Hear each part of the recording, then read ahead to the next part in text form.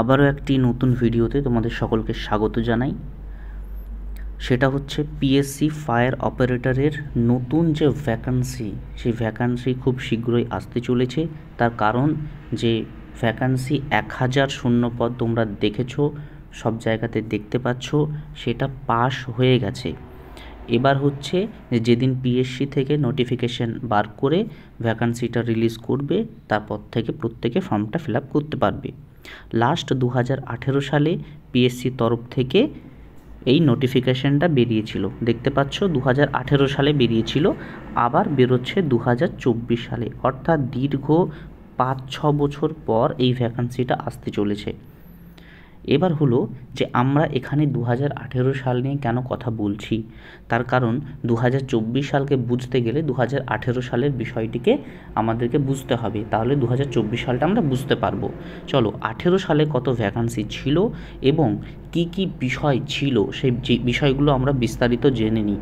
তার নিরিখে আমরা জানতে পারবো যে 2024 সালে কি থাকতে চলেছে, আর তার বেসিসে ভালো করে প্রিপারেশন তোমাদেরকে করতে হবে যাতে এই সুযোগটা মিস না হয়। তো দেখো, 2018 সালে যখন ভ্যাকান্সি এসেছিল তখন টোটাল পোস্ট ছিল 1452টা, অর্থাৎ 1452টা, কিন্তু এবারে পোস্ট সংখ্যা হচ্ছে 1000টা। মানছি কিছুটা কম, কিন্তু 1000টা ফায়ার অপারেটরের নিয়োগ মানে অনেক অনেক নিয়োগ। অন্তত পক্ষে অন্যান্য এক্সামে তো এর থেকে আরও অনেক কম ভ্যাকান্সি আসে, তাই না? আর ফায়ার অপারেটারে একটা বিষয় দেখতে হবে, কিন্তু physical measurement test, physical efficiency test খুবই কঠিন এখানে। তথাপি এখানে এই ভ্যাকান্সিটা অনেক। চলো এগিয়ে যাচ্ছে ধীরে ধীরে, কি কি ছিল না ছিল বিস্তারিত আলোচনা করছি। ওবিসি এতে ভ্যাকান্সি ছিল 157টা, ওবিসি বিতে 74টা, এসসিতে 309টা, এসটিতে 93টা, এমএসপি মানে যেটা হচ্ছে স্পোর্টস পারসন, এটা হচ্ছে 32টা ভ্যাকান্সি ছিল, এক্স সার্ভিসম্যানে 80টা ভ্যাকান্সি ছিল, আর ইউআরএ 707। এটা আনুমানিক বললাম, তার কারণ হচ্ছে এই যেগুলো ভ্যাকান্সি ছিল এগুলো প্রত্যেকটা যোগ করার পর যেটা বাকি থাকে সেটা ইউআর খাতায় যোগ হয়ে যায়। এইবার একটা জিনিস কি, এখানে এখন থেকে নতুন যে রিজার্ভেশন পলিসিটা তৈরি হয়েছে তোমরা জানো, এখান থেকে ইডাব্লিউএস কিন্তু যুক্ত হবে। ইডাব্লিউএস আগে ছিল না, এবার যুক্ত হবে। ইডাব্লিউএসের কিন্তু 10% রিজার্ভেশন আছে, কেমন? এবার এটা যুক্ত হবে, তাই ইউআরের ভ্যাকান্সিটা কিছুটা এখানে কমে যাবে ইডাব্লিউএস যুক্ত হওয়ার জন্য। চলো এগিয়ে যাব। মেথড অফ রিক্রুটমেন্টের মেথডটা কী রকম সেটা দেখো। মেথড অফ রিক্রুটমেন্ট কীরকম, প্রথমে তোমাদের যেটা হবে সেটা হচ্ছে একটা রিটেন এক্সামিনেশন হবে। রিটেন এক্সামিনেশন হবে 80 নম্বরের, এইটা হচ্ছে আগের বার হয়েছিল। এবারে পিএসসি কিছুটা চেঞ্জ করতেই পারে, সেটা তাদের নিজস্ব ব্যাপার, কিন্তু 80 নম্বরের পরীক্ষায় আগের বার 2018 সালে হয়েছিল। সেখানে ইংলিশ থেকে ছিল 20টা প্রশ্ন 20 নাম্বার, ম্যাথ থেকে ছিল 20টা প্রশ্ন 20 নাম্বার, জিকে থেকে ছিল 40টা প্রশ্ন 40 নম্বর, টোটাল 80টা প্রশ্ন 80 নম্বর ছিল। বুঝতে পারছো তো, এখানে কোনো রিজনিং ছিল না, এইটা মাথায় রেখো। এরপরে কি, রিটেন এক্সামিনেশন যখন তোমরা পাস করবে তারপরে হবে ফিজিক্যাল মেজারমেন্ট টেস্ট, সেটা যখন পাস করবে তারপরে হচ্ছে এফিসিয়েন্সি টেস্ট বা এই যে এন্ডুরেন্স টেস্ট, এটা একই জিনিস। তারপরে হচ্ছে পার্সোনালিটি টেস্ট অর্থাৎ ইন্টারভিউ। এগিয়ে যাব এবার। এজ 18 থেকে 27 বছর এর আগের বার কাউন্ট হয়েছিল, আশা করি এবারও 18 থেকে 27ই থাকতে চলেছে। কোয়ালিফিকেশনটা কি আছে, কোয়ালিফিকেশনটা হচ্ছে সিম্পলি তোমরা যদি মাধ্যমিক পাস করে থাকো, কোনো রকম পার্সেন্টেজের দরকার নেই, শুধুমাত্র মাধ্যমিক পাস হলেই তোমরা এই পোস্টের জন্য আবেদন করতে পারছো। দেখো পিএমটি যেটা, এখানে হাইট কত লাগবে, হাইট হচ্ছে 167.6 সেন্টিমিটার, আগের বার এটা লেগেছিল, এবারও আশা করি এর আশেপাশেই লাগবে, এগুলো খুব একটা চেঞ্জ হয় না। চেস্ট কত লেগেছিল, 81.3 সেন্টিমিটার, আর ফুলিয়ে 5 সেন্টিমিটার আরও ফোলাতে হবে, অর্থাৎ নর্মাল 81.3 সেন্টিমিটার আর 5 সেন্টিমিটার ফোলাতে হবে। এটা হচ্ছে ইন জেনারেল ক্যান্ডিডেটের কথা বলছি, যারা গোর্খা, গাড়োয়ালিস, রাজবংশী তাদের কথা বলছি না, তাদের জন্য আর একটু ছাড় দেওয়া হয়। তবে আমি জেনারেল নর্মালি বাকি ক্যান্ডিডেটদের কথা এখানে আমি বললাম। আর পিইটি যেটা এন্ডুরেন্স টেস্ট বা এফিসিয়েন্সি টেস্ট যেটাই বলবে, এখানে 6 ধরনের টেস্ট আছে। কি কি? প্রথমে হচ্ছে 1000 মিটার রান বা 1 কিলোমিটার রান তোমাদেরকে 5 মিনিটে কমপ্লিট করতে হবে। যারা ডাব্লিউবিপির জন্য রান করো তাদের কাছে এই রানটা খুবই সহজ রানটা, যারা ডাব্লিউবিপির জন্য প্রিপারেশন নিচ্ছ এটা তাদের কাছে কোনো ব্যাপারই না। তারপরে কি হচ্ছে? তারপরে হচ্ছে ল্যাদার ক্লাইম্বিং। এইটা হচ্ছে 20 সেকেন্ডে তোমাদেরকে কি হবে, এক ধরনের বিশেষ মই আছে, সেই ময়ে চড়তে হবে 20 সেকেন্ডে হলো। তারপরে হচ্ছে lifting and carrying sand bag, অর্থাৎ স্যান্ড ব্যাগ বলতে এখানে ধরো একটা বালির বস্তা, হ্যাঁ, তোমাদেরকে দিয়ে দেওয়া হবে, সেইটার ওজন হবে 63.5 কেজি, আর সেটা নিয়ে তোমাদেরকে 50 মিটার তোমাদেরকে যেতে হবে, সেটাকে বহন করে, বুঝতে পারছো?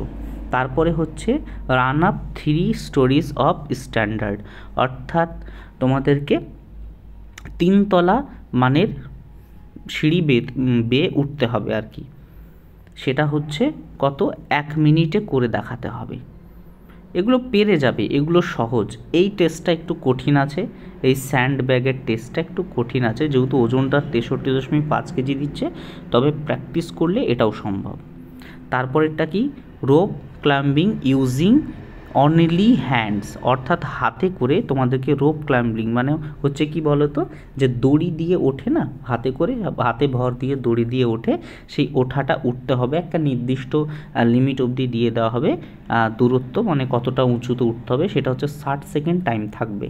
তারপরেরটা হচ্ছে হাই জাম্প, তোমাদেরকে 4 ফিটের একটা হাই জাম্প টেস্ট থাকবে। এই 6 ধরনের টেস্ট তোমাদের এন্ডুরেন্স টেস্টে থাকবে হলো। আর কি?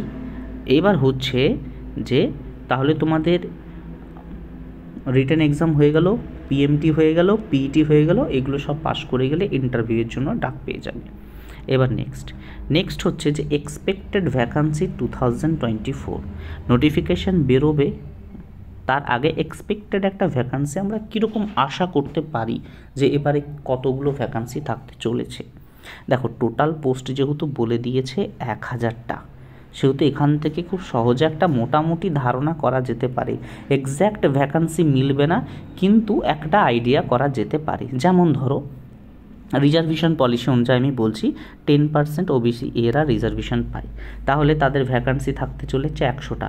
এবারে 100টা কি বলো তো, এটা হতে পারে যে 95 থেকে 105-এর মধ্যে থাকবে, বুঝতে পারছো তো? মানে কিছুটা এদিক ওদিক হয়, রিজার্ভেশন পলিসি একদম হুবহু মানা হয় না, কিছুটা এদিক ওদিক হয় প্রয়োজনের বেসিসে, বুঝতে পারছো তো? ওবিসি বিদের 70টা মতো থাকবে, আশেপাশে থাকবে, বুঝতে পারছো তো? এসসি 220, এসটি 60, এই যে স্পোর্টস পারসন 20টা, এক্স সার্ভিসম্যান 50টা, এই যে নতুন ইডাব্লিউএস 100টা, যেহেতু 10% আগেই বললাম, এরা কিন্তু ইউআরতে সিটটা এবার খাবে, যেহেতু নতুন রিজার্ভেশন পলিসি চলে এসছে। আমি তোমাদেরকে বলবো ইডাব্লিউএসটা তোমরা বানিয়ে নাও, যাদের ক্রাইটেরিয়া হচ্ছে ইডাব্লিউএসটা বানিয়ে নাও। তার কারণ অনেকে মনে করবে সবাই তো ইডাব্লিউএস বানিয়ে নিচ্ছে, তাহলে আর রিজার্ভেশনের কি ভ্যালু? বিষয়টা হচ্ছে সবাই সঠিক টাইমে বানাতে পারবে না, তোমরা পারলে বানিয়ে নাও, অনেক কাজে লাগবে, নাহলে পরে পস্তাতে হবে। আর ইউআরদের ভ্যাকান্সি থাকবে 380টা মতো আনুমানিক, কিছুটা এদিক ওদিক হতে পারে। এবার বিষয় হচ্ছে যে তোমরা বলবে তাহলে প্রিভিয়াস ইয়ার কাট অফ কত ছিল। শোনো, আমি একটা কথা বলি, কাট অফ প্রিভিয়াস ইয়ার কত ছিল জানার কোনো দরকার নেই। শোনো কথাটা, কোনো দরকার নেই। তার কারণ কি বলো তো, যে প্রিভিয়াস ইয়ার কাট অফ না অনেক কম ছিল, কিন্তু একটা কথা মনে রাখবে, 2018 সালে যা কাট অফ ছিল তার সাথে তুমি 2024 সালকে মিলিও না। আমি বলছি, দেখো 2018 সালে ডাব্লিউবিপিতে কত কম, 50-এর নিচে কাট অফ যেত, ফাইনাল প্যানেলের কথা বলছি। এখন 50-এর নিচে কাট অফ যায়, অনেক বেশি যায়। এই জন্য বলছি যে তখনকার দিনের পড়াশোনার মান বা চাকরির জন্য যতটা অংশগ্রহণ থাকতো ক্যান্ডিডেটদের, কিন্তু বর্তমানে তার মানটা অনেক বৃদ্ধি পেয়েছে। তাই সেই সময়ে যা হতো তার সাথে আজকের দিনকে মেলালে হবে না। তাই পড়াশোনার মান উন্নত থেকে উন্নত করতে হবে, আরও বেশি উন্নত করতে হবে, এবং কোনো সময় কাট অফের চিন্তা নয়, সব সময় চেষ্টা করতে হবে যে হায়েস্ট নাম্বারটা তোলার। অর্থাৎ তোমরা যদি 60 নাম্বার তুলতে পারো আনুমানিক, আশা করা যায় তোমরা সেফ থাকবে। এটা আমি সেফ স্কোর বলছি। যদি 80-র মধ্যে পরীক্ষা হয় তোমরা চেষ্টা করবে 55+ রাখা, যদি ফাইনাল প্যানেলে টিকতে চাও, সেই কথাটা বলছি। 60+ যারা রাখতে পারবে তাদের তো বড়ই ভালো, কোনো চিন্তা নেই, নিশ্চিন্ত। কিন্তু 55+ রাখার চেষ্টা করবে, কেননা কম্পিটিশন অনেক বেশি, ভ্যাকান্সি কম। মানছি এই টেস্টগুলো অনেকটা কঠিন, এই যে টেস্টগুলো না সবাই পারবে না। আর সবথেকে বড় কথা হচ্ছে এই যে বুকের যে মাপটার জন্য বলেছে, সবার এই ক্রাইটেরিয়া হবে না, মানছি। কিন্তু ভ্যাকান্সি যেহেতু অনেক কম, কাট অফ কিন্তু হাই যাবে। এই যে টেস্টগুলো টাফ, বাট সবাই কিন্তু ফুলফিল করবে। তাই সব থেকে বড় কথা হচ্ছে পড়াশোনাটা এখন মেন ফ্যাক্ট হয়ে গেছে। তাই পড়াশোনা ভালো করে নাম্বারটাকে অনেক বেশি করে তুলে রাখতে হবে, যাতে কোনো চিন্তা না থাকে। নইলে ওই কাট অফের গায়ে নাম্বার রেখে কোনো লাভ নেই, তাহলে কিন্তু অনেক সমস্যা। আরেকটা কথা বলছি, টেলিগ্রাম চ্যানেল আছে, তো তোমরা যারা 2018 সালের যে PYQ বলে না, প্রিভিয়াস ইয়ার কোশ্চেন, যেটা 18 সালে যে পরীক্ষাটা হয়েছিল, সেই প্রিভিয়াস ইয়ার কোশ্চেনটা যারা কালেক্ট করতে চাইছো তারা টেলিগ্রাম চ্যানেলে জয়েন করবে। আমি লিঙ্ক ডেসক্রিপশানে দিয়ে রাখবো। সেই চ্যানেলে জয়েন করার পর তোমরা দেখতে পাবে যে আমি প্রিভিয়াস ইয়ারের যে কোশ্চেন, সেই কোশ্চেনটা সেখানে আমি সেন্ড করে রাখবো। তথাপি তোমরা সেখান থেকে কালেক্ট করতে পারবে, বুঝতে পারবে যে কোন ধরনের প্রশ্ন পরীক্ষায় দেওয়া হয়, এবং সেই বেসিসে তোমরা প্রিপারেশনটা নিতে পারবে। চলো, আজকের ভিডিও এই পর্যন্তই, অনেক বড় হয়ে গেল, এই পর্যন্তই রাখলাম। আর কোনো যদি এই রিলেটেড কিছু যদি জানার থাকে তাহলে নিশ্চয়ই কমেন্ট করবে। তোমরা জানো যে আমি প্রত্যেকের কমেন্ট পড়ি এবং রিপ্লাই দেওয়ার চেষ্টা করি। আজকে ভিডিওটা এই পর্যন্তই রাখছি, দেখা হবে কোনো একটা দুর্দান্ত নতুন ভিডিওতে।